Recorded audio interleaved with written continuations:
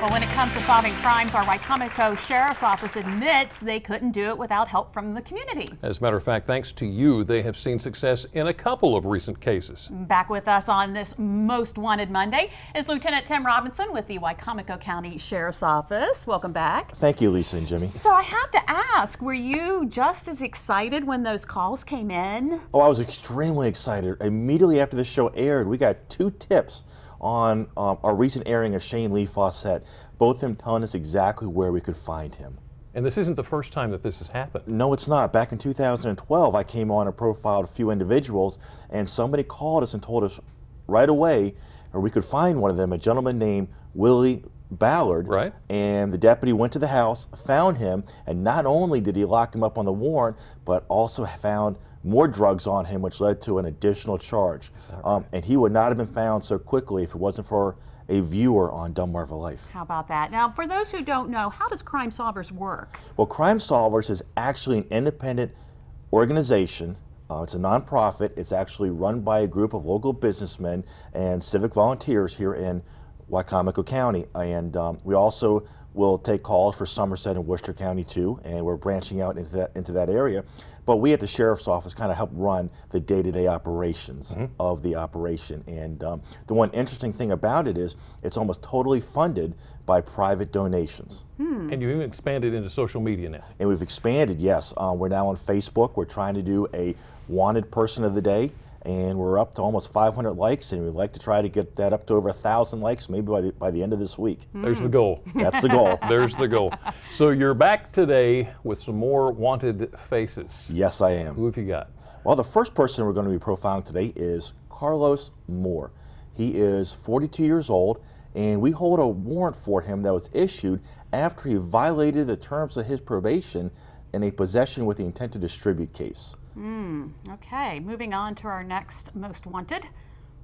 Ramiz Asif, is that how I say his name? Yes, Mr. Asif was arrested last year after he was caught in possession with a Xanax that was not prescribed to him. And he has failed to show up for his court case. So that has generated a bench warrant for his arrest. Okay. All right, and then our next one is Toria Whitney Fields. Yes, Miss Fields was arrested. She was charged with possession of marijuana, and she failed to appear as recently as January of this year, January 2014.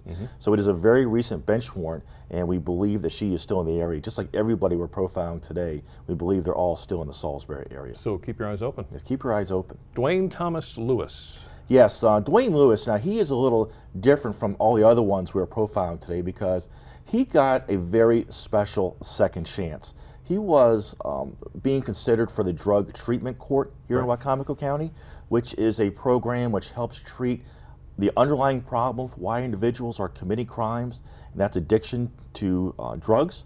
And while during the process of consideration for this worthy program, he decided that he was not going to show up for the hearing in front of the judge to determine if he was going to get into this program. So not only do we have a bench warrant for his arrest, but when he's arrested, he's not going anywhere until he gets to speak to that judge. How about that? All right, our next one is Dustin Colby Simpson. Yes, Mr. Simpson, he is wanted. We actually have 2 warrants for him. The first warrant was issued after he violated the terms of his probation in a case which involved a felony assault and possession of a handgun during the commission of a felony. The second warrant was issued after he failed to appear for a CDS possession with the intent to distribute case. Okay, so the entire program is anonymous. Yes, the entire program is anonymous. That is the beauty of Crime Solvers. When the call taker takes the call, they never ask your name. They're never going to ask your name. They do not use caller ID. We have no way to trace where this phone call came from. So we guarantee total anonymity.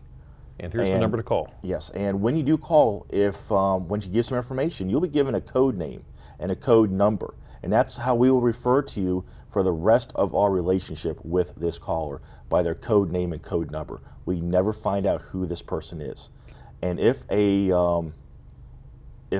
reward is paid out, it's actually paid out payable to that code name and code number. At no time do we ever get anybody's name. Attach your name to it. total guarantee of total anonymity during the whole process. Well, I hope you have as much success from our viewers as you Well, we did hope last to. time. I am hoping to get some calls this afternoon. We have operators standing by. Let's get those phone calls ringing. All right, Lieutenant Tim Robinson, Robinson, thank you so much for much. coming in. And for more information on Crime Solvers, go to delmarvalife.com and click on the show tab. Up next on Delmarva Life, we announce today's winner in our Delmarva Life Summer Countdown. It could be you. Delmarva Life will be right back.